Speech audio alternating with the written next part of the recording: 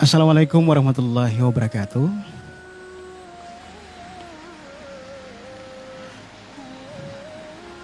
Pendengar Nurani yang budiman, bagi pendapat sebahagian orang, mungkin caraku mendapatkan jodoh dan awal perjumpaanku dengan suamiku saat ini sangatlah unik. Bahkan sebagian lainnya terlalu gimana gitu ya. Pendengar Nurani yang budiman, alhamdulillah pernikahanku sudah terjalin sejak 2 tahun silam. Dan saat ini aku tengah hamil 4 bulan. Inilah kisahku. Alhamdulillah pernikahanku, pendengar, rumahku terletak dan diapit di antara 2 tempat yang sering ramai dikunjungi oleh orang, yakni sebelah kanan rumahku ada masjid yang selalu ramai dikunjungi jamaahnya, dan sebelah kiriku terdapat SPBU yang juga tidak kalah ramainya dikunjungi oleh para pengguna kendaraan bermotor. Begitulah, dapat kugambarkan bahwa rumahku dalam kondisi lingkungan yang ramai. Dari kecil hingga beranjak remaja, aku telah terbiasa dalam lingkungan tersebut. Aku bahkan telah mengenal segalanya dengan baik. Saking dekatnya aku dengan lingkungan dan tetangga-tetanggaku. Karyawan-karyawan SPBU dan pengurus masjid itu pun sangat kukenal satu persatu. Alhamdulillah, 5 tahun silam aku diperkenalkan dakwah Ahlus Sunnah oleh teman kampusku. Meskipun jalan meraih hidayah itu tidaklah mudah aku raih, namun sebuah kesyukuran buatku karena dakwah yang dulunya ditentang oleh keluargaku itu kini telah diterima dengan baik. Dan itu semua kurasakan seperti anugerah terindah bagiku. Apalagi keluarga besarku kenal begitu sangat perfect dengan segala hal, termasuk dalam memilih majelis-majelis ilmu. Sebagai anak pertama dari 2 bersaudara, tentu ada banyak harapan besar dalam diri orang tuaku, sebagaimana kebanyakan orang tua. Dulu sebelum sampai dakwah itu ke mereka, aku begitu dipaksa untuk menjadi seorang wanita karir, ya minimal PNS lah. Dulu, bahkan karena rayuan tanteku yang sudah 15 tahun tinggal di Jakarta, beliau membujuk mamaku untuk mengizinkan aku tinggal bersamanya.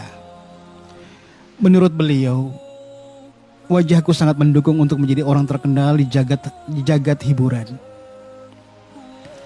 Tetapi alhamdulillah,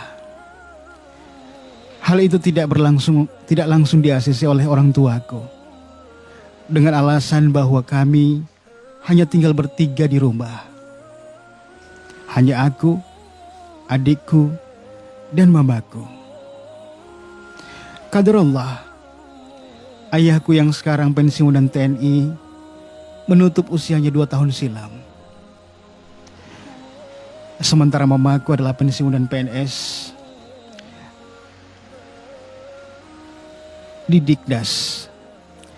Begitulah kondisi keluargaku saat itu. Jujur, meskipun telah sampai dakwah itu kepada mamaku, namun harapan beliau sangat besar untuk melihatku dipindang oleh lelaki soleh, mapan, yang selevel dengan keluarga kami. Apalagi seperti keluarga pada umumnya, terlihat jelas kesannya bahwa ada persaingan di tengah-tengah keluargaku, khususnya persaingan dalam hal finansial. Betapa tidak, setahun yang lalu sepupuku perempuan dinikahi oleh dosen salah satu perguruan tinggi di Bandung. Sementara adik sepupuku sebelah papa 8 bulan yang lalu dinikahi oleh salah seorang karyawan bank swasta yang memiliki kedudukan strategis di tempat bekerjanya. Sementara 3 bulan lalu, setelah itu sepupuku laki-laki, anak dari saudara tertua mama, menikahi seorang gadis anak seorang pejabat daerah di Banten.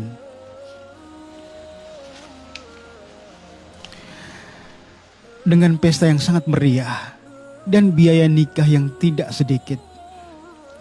Demikianlah, meskipun hanya tersirat dari wajah mamaku, kurasakan betul bahwa beliau sangat mengharapkan agar kelak aku dan adikku mengikuti jejak-jejak mereka, diperistri oleh lelaki-lelaki mapan, memiliki masa depan cerah, dan sekufu dengan keluargaku. Jujur, aku sendiri sepakat dengan harapan mama itu. Siapa coba yang tidak ingin diperistri oleh lelaki mapan? Tetapi sebagai seorang muslimah yang telah mengenal dakwah, secara pribadi aku telah menempatkan kriteria mapan itu pada urutan kesekian. Bagiku, yang penting akhlaknya baik, dan insya Allah bisa menjadi imam bagiku dunia dan akhirat. Insya Allah aku ikhlas. Intinya aku tidak mematok kriteria pria yang insya Allah kelak menjadi pendamping hidupku. Dan untuk semua itu, aku selalu memberi pengertian kepada mama. Aku yakin mama pasti akan memahaminya, meskipun harus melalui proses yang panjang. Pendengar, sebuah kesyukuran juga buatku bahwa selama ini metode dakwahku mulai diterima oleh mama. Maklum, sejak kecil aku sudah terbiasa dengan beliau.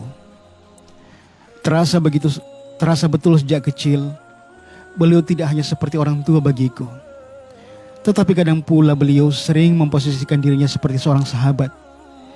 Sehingga sekecil apapun masalahku pasti aku sampaikan ke beliau dalam bentuk curhat-curhat. Bahkan 3 tahun belakangan ini, dengan alasan kasihan denganku karena sering bepergian tanpa mahram, beliau menawariku agar teman-teman tarbiyahku mau menjadikan rumahku sebagai tempat tarbiyah tetap. Bahkan tidak jarang atas permintaannya, beliau yang mengadakan konsumsinya. Aku sangat senang dengan hal tersebut, dan sangat memanfaatkan momen itu pula untuk memasukkan dakwah-dakwah ke beliau. Alhamdulillah, usaha-usaha itu pun tidak sia-sia. Sebab sejak saat itu, mama juga sudah mulai menggunakan jilbab panjang, mengikuti sedikit-sedikit kajian-kajian dan lain-lain. Hingga suatu saat, di mana kami sedang makan malam, dengan sedikit candaannya beliau bertanya padaku, "Nak, sepertinya sudah saatnya kau menikah. Usiamu sudah 24 tahun.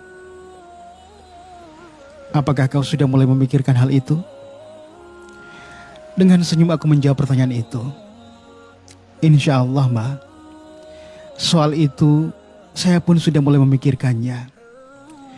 Tetapi sebagai seorang wanita, tentu saya hanya menanti datangnya sang pangeran pujaan hati yang hendak memindang saya." Jawabku perlahan. Apa kau punya kriteria lelaki idaman, Nak?" Tanya mamaku lagi. Sebetulnya ada, Bu. Dan kriteria itu pun mungkin seperti apa yang ada dalam bayangan mama. Tetapi bagi saya, Ma, saya tidak terlalu mematok kriteria khusus pada lelaki yang datang melamar saya. Yang penting agamanya bagus. Insya Allah saya siap menerimanya. Jawabku perlahan. "Iya, Nak. Mama paham. Bagi mama sih terserah kau saja. Kau kan yang akan menjalaninya. Oh ya, apakah kau sudah punya pilihan hati? Bila sudah ada, insya Allah mama yang akan pergi melamarkan dia untukmu. Bukankah hal itu tidak dilarang dalam agama?" Ujar mamaku dengan senyumannya. Mendengar hal itu aku cukup kaget dibuatnya. Aku sendiri tidak menyangka bahwa tingkat keikhlasan mama dalam menerima siapapun pilihan hatiku sudah sejauh itu. Alhamdulillah. Masya Allah, saya senang dan terharu mendengarnya. Terima kasih, Ma. Tetapi untuk sementara ini saya belum punya pilihan hati. Sebab hingga saat ini saya belum pernah mengenal lelaki manapun. Dan saya pun selama ini sangat menutup jalan-jalan fitnah itu hingga saatnya tiba. Jawabku dengan mata berkaca-kaca. Ya udah, kalau gitu bila saatnya tiba, kau ceritakan saja sama mama ya. Insya Allah kita akan cari bersama jalan keluarnya. Ya nak? Setelah mamaku menimpali jawabanku. Iya mbah, syukran sebelumnya. Pendengar Nurani yang budiman. Perjalanan waktu membawaku pada suatu kondisi yang tidak kuduga-duga. Betapa tidak, pintu hatiku yang telah lama tertutup rapat untuk fitnah itu akhirnya terusik pula. Pikiran dan perasaanku itu mulai terusik manakala 3 bulan setelah terjadi dialog antara aku dan mama tempo hari tentang jodohku. Hatiku pun mulai terusik dengan hadirnya seorang ikhwan karyawan baru di SPBU di samping rumahku. Tetapi fitnah itu hanya sebatas mengagumi ketawaduannya dan kegigihannya beliau dalam menjalani hidup ini. Kusaksikan setiap harinya beliau naik sepeda dari rumahnya ke tempat kerjanya hanya dengan mengendarai sepeda bututnya. Beberapa kali pula kuperhatikan dalam jarak jauh dan tersembunyi cara beliau melayani konsumen pria dan wanita yang sangat jauh berbeda. Betul-betul sangat menjaga pandangannya. Bahkan bila beliau tugas shift pagi, sering aku melihat beliau tidak pernah lepas dengan sholat duhanya. Beliau juga beberapa kali kupergoki memurojaah hafalannya saat konsumen sepi. Kusaksikan pula bahwa tas butut yang tergantung di sepeda bututnya itu terisi pakaian gantinya saat sholat tiba. Entahlah, mungkin diri ini yang jarang bertemu dan memperhatikan tingkah laku para ikhwan kebanyakan, sehingga tidak terlalu paham kelebihan dan kekurangan mereka. Tetapi secara pribadi aku sendiri menganggap bahwa ikhwan ini begitu istimewa. Itulah kejadian aneh menimpa hatiku. Tetapi meskipun hanya sebatas mengagumi dari jarak jauh, namun aku harus mencari solusi dari penyakit hati tersebut. Pemirsa, tanpa kusadari gelagat anehku itu diperhatikan pula oleh mamaku. Sehingga tanpa sepengetahuanku pula, beliau mulai terusik mencari tahu identitas asli sang ikhwan tersebut. Dan entah menyewa intelijen mana, akhirnya semua data-data tentang ikhwan tersebut telah ada dalam genggaman mamaku. Ku ketahui dari investigasi mama bahwa ikhwan tersebut bernama Muhammad Fakhri. Beliau adalah anak yatim piatu yang kini tinggal bersama 2 orang adiknya, sekaligus menjadi tulang punggung bagi keduanya. Ku ketahui pula bahwa beliau adalah alumni Fakultas Hukum dari sebuah perguruan tinggi. Hanya saja termasuk sarjana yang kurang beruntung, karena saat ini akhirnya hanyalah menjadi karyawan biasa di Pertamina. Pemirsa, ku akui setelah ku dengar informasi tersebut dari mama, semuanya tidak menyurutkan simpatiku kepada beliau. Bahkan ketika mama mengagetkan aku dalam lamunan sesaatku. Bagaimana nak? Apakah kamu menyukainya? Ujar mamaku. Aku sendiri cukup kaget dengan hal itu. Menurut mama sendiri gimana? Apa mama tidak keberatan bila ternyata saya menyukai ikhwan ini? Tugasku perlahan. Kan mama sudah bilang nak, mama terserah pilihanmu. Selama itu baik buatmu dan dapat membuatmu bahagia, kenapa enggak? Lagi pula kau sendiri yang akan menjalani biduk rumah tangga itu nanti setelahnya. Mama juga merasa kau sudah cukup dewasa untuk menentukan mana yang baik dan buruk bagimu. Apalagi dalam memilih pasangan hidup. Jawab mamaku dengan pasti. Masya Allah, syukran ya ma. Alhamdulillah mama memahami saya. Insya Allah kalau memang ikhwan tersebut belum menikah dan siap menerima saya apa adanya, saya siap menerima beliau apa adanya pula. Ujarku dengan mata berkaca-kaca. Baiklah nak, insya Allah besok siang saat beliau istirahat siang, mama akan undang beliau ke rumah. Kau sediakan saja hijabnya. Insya Allah mama akan meminta beliau datang besok bersama salah satu adiknya. Jawab mamaku dengan kata-kata lembutnya yang membuatku semakin menitikkan air mata. Pemirsa, begitulah Dengan konsep syar'i yang telah disetting, besok siangnya sang ikhwan datang bersama kedua adiknya. Entahlah, aku tidak tahu bagaimana perasaan beliau saat itu. Yang pasti aku pribadi tidak dapat menggambarkan kondisi perasaanku. Semuanya berbaur menjadi satu. Cemas, bahagia mulai berkecamuk dalam hatiku. Siang itu sang ikhwan duduk di ruang tamu dan aku, mama dan adikku duduk di balik hijab yang sudah kusediakan sebelumnya. Sesaat suasananya menjadi hening.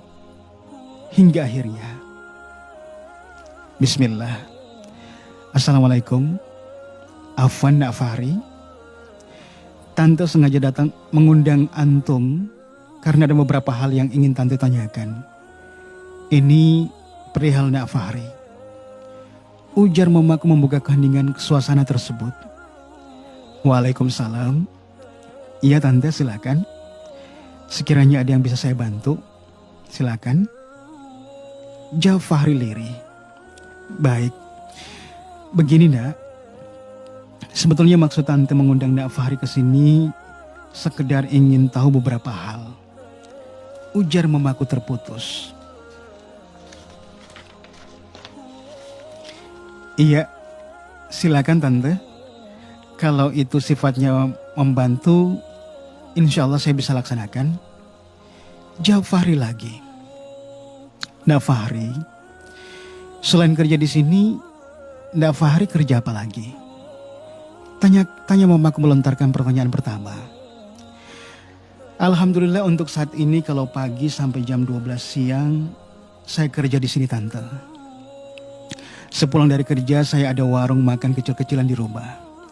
Biasanya buka malam sebab di kompleks saya ramainya baru sore sampai malamnya. Maklum tante, masing-masing sibuk dengan pekerjaannya. Jawab Fahri. Terus, keluargamu masih ada? Maksud tante keluarga dari bapak dan ibumu? Tanya mamaku lagi. Alhamdulillah masih ada tante, tapi di Sulawesi. Kebetulan sudah 6 tahun saya tinggal di sini. Sementara kedua adik saya baru 2 tahun lalu tinggal bersama saya. Mereka sekolah di sini. Sebelumnya mereka tinggal dengan nenek di kampung.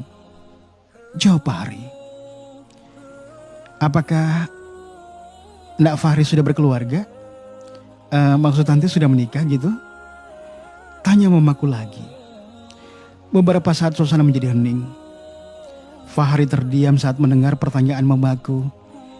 Hingga beberapa menit kemudian. Saya belum menikah tante. Maklum saat ini ada 2 orang adik saya yang diamanahkan oleh kedua orang tua saya saat ini. Jadi untuk menikah pun belum terfikirkan. Jawab Fahri. Apa hanya itu alasanmu? Mengapa hingga saat ini belum menikah nak? Tanya mamaku lagi. Mendengar alotnya dialog itu keringat dinginku mulai bercucuran. Sebenarnya dengan usia yang sudah memasuki 27 tahun ini, sebetulnya telah ada keinginan menikah dalam hati saya tante. Tetapi saya tidak mau egois dengan rasa dan keinginan itu. Saya khawatir jangan sampai pernikahan itu tidak akan memberi kebahagiaan buat saya dan keluarga saya. Saya juga khawatir jangan sampai kelak ketika saya memberi kebahagiaan dan perhatian kepada kedua adik saya, membuat saya lalai dari membahagiakan dan memperhatikan istri saya. Begitu juga sebaliknya. Saya khawatir jika lalai dari memperhatikan kedua adik saya. Apalagi saat ini dari sisi finansial kehidupan kami masih sangat pas-pasan tante. Jadi untuk sementara ini niat untuk menikah itu saya pendam dulu. Insya Allah sampai tiba waktunya. Mohon doanya tante. Ujar Fahri menjelaskan. Sejenak suasana kembali hening. Oh begitu ya. Bagaimana kalau dalam kondisi keluargamu yang demikian, tiba-tiba ada akhwat yang bersedia menjadi istrimu dan siap menerimamu apa adanya? Tanya mamaku memecah suasana. Sebenarnya bila ada pun akhwat yang mau menerima saya dan keluarga saya apa adanya, Terus terang rasa cemas itu tetap masih akan terus menghinggapi perasaan saya, Tante. Sebab mungkin saat ini Ahwat itu menerima saya dengan dalih memahami kondisi saya apa adanya. Tetapi bagaimana bila setelah menikah nanti dan dia mendapati saya masih banyak kekurangan, tentunya itu akan menjadi polemik bagi rumah tangga saya nanti. Apabila apalagi bila Ahwat itu tidak sekufu dengan saya. Persoalan menikah itu memang mudah, Tante, tetapi juga tidak sesederhana itu. Saya rasa Tante lebih memahaminya. Maaf. Jawab Fahri lirih. Mendengar jawaban itu perasaanku semakin tidak menentu. Aku mengira bahwa semua ikhwah itu begitu ditawari menikah dengan dalih bahwa Ahwat dan keluarganya mau menerima apa adanya, mereka akan langsung menerima. Tetapi ternyata tidak bagi ikhwah ini. Baik, Nak.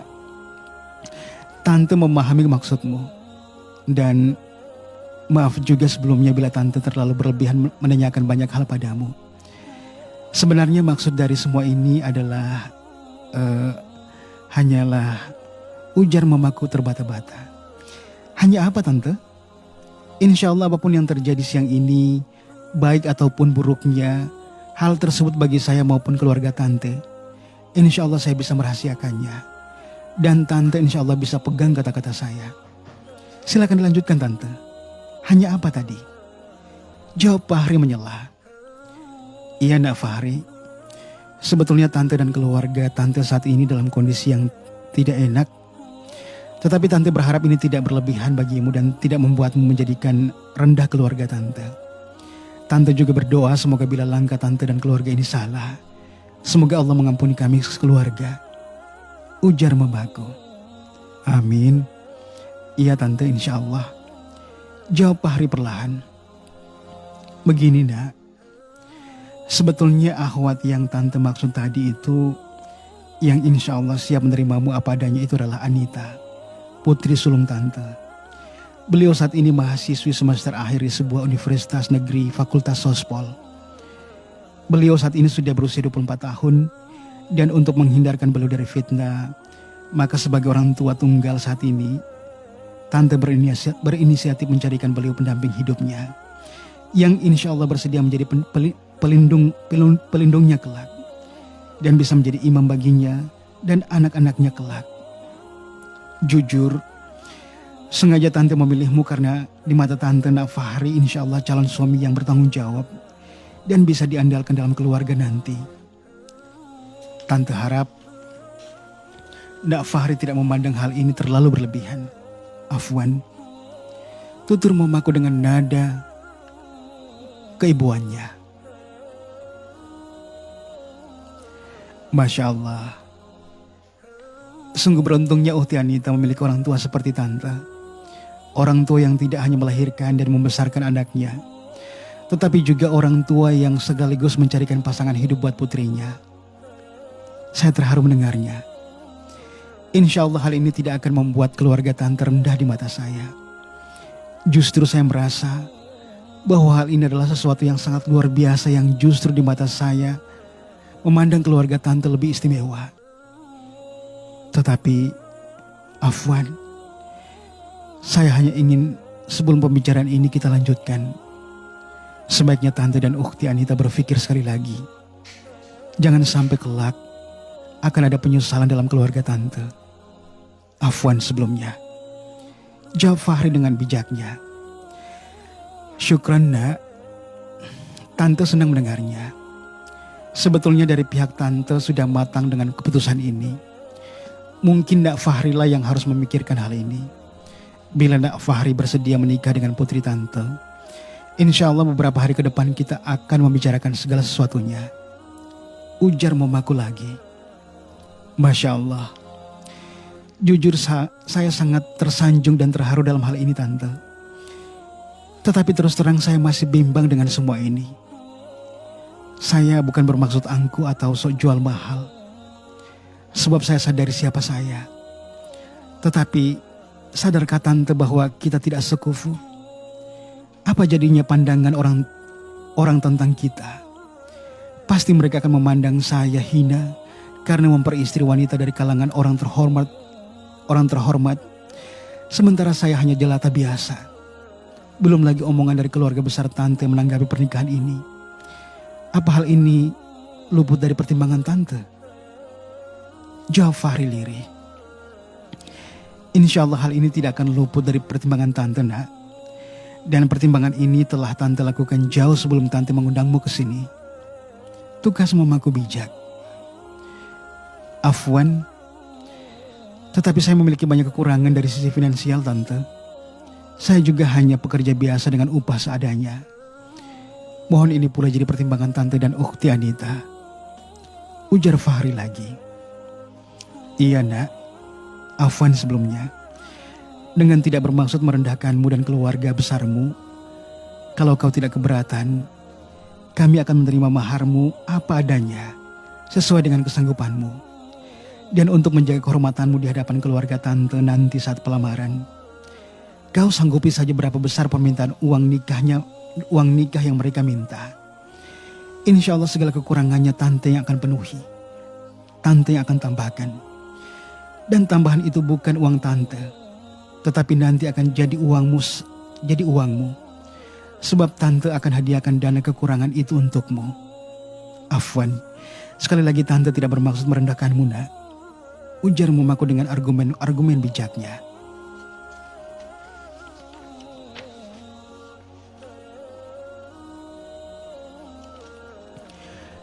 Alhamdulillah. Saya sangat menghargai budi baik tante.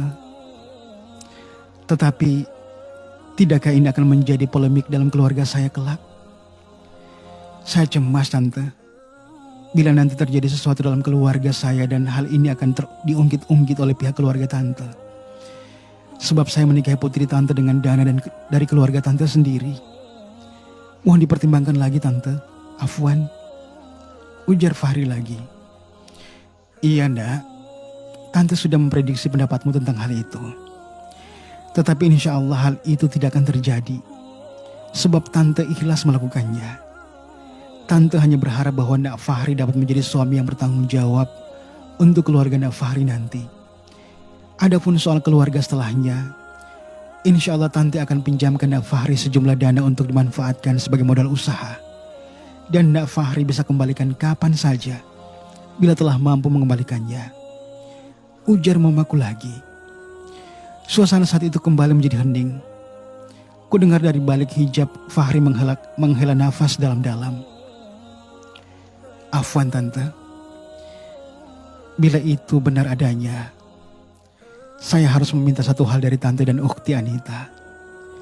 Sekiranya bila pernikahan ini terjadi, saya ingin ada kesepakatan bahwa apapun yang sifatnya pemberian dan hadiah-hadiah istimewa buat saya tidak akan melemahkan fungsi saya sebagai seorang suami dan kepala rumah tangga nanti. Artinya, saya tidak mau disetir oleh pihak manapun dalam rumah tangga saya, kecuali bila saya tengah dalam kondisi khilaf dan perlu diluruskan. Selebihnya saya ingin agar rumah tangga saya berjalan dengan normal sebagaimana rumah tangga lainnya, di mana suami adalah kepala rumah tangga dan istri mengikuti suaminya selama suaminya tidak menyuruhnya untuk bermaksiat kepada Allah. Jawab Fahri lagi. Insya Allah, nak. Insya Allah semua akan seperti itu. Dan bila pernikahan ini terjadi, lupakan semua tentang hal ini. Jalanilah rumah tangga kalian dengan damai. Tante hanya akan mendoakan saja dari jauh. Jawab mamaku pasti. Pemirsa yang budiman, itulah dialog panjang antara Fahri dan mamaku yang juga dihadiri oleh aku dan adikku dari pihak keluargaku. Dan turut pula disaksikan oleh kedua adiknya Fahri. Dan alhamdulillah, segalanya berjalan lancar. Dengan izin Allah segalanya berjalan dengan mudah. Mungkin ini adalah jawaban dari doa-doaku selama ini. Hingga akhirnya pertemuan antara keluarga besarku dan Fahri ditemani oleh beberapa ikhwan, sahabatnya Fahri, berlangsung pada hari yang disepakati. Dan lagi-lagi semuanya berjalan seperti yang diharapkan. Dengan izin Allah, kesepakatan telah dimatangkan bahwa pernikahanku akan digelar 3 pekan setelah pelamaran itu.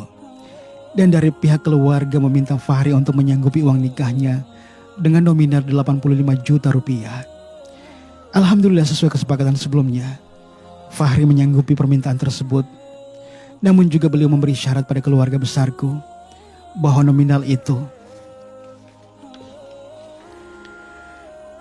akan disanggupinya dengan catatan akad nikahnya dilangsungkan secara syar'i dan pihak keluarga besarku mengikuti aturan teknis dari pihak panitia ikhwan.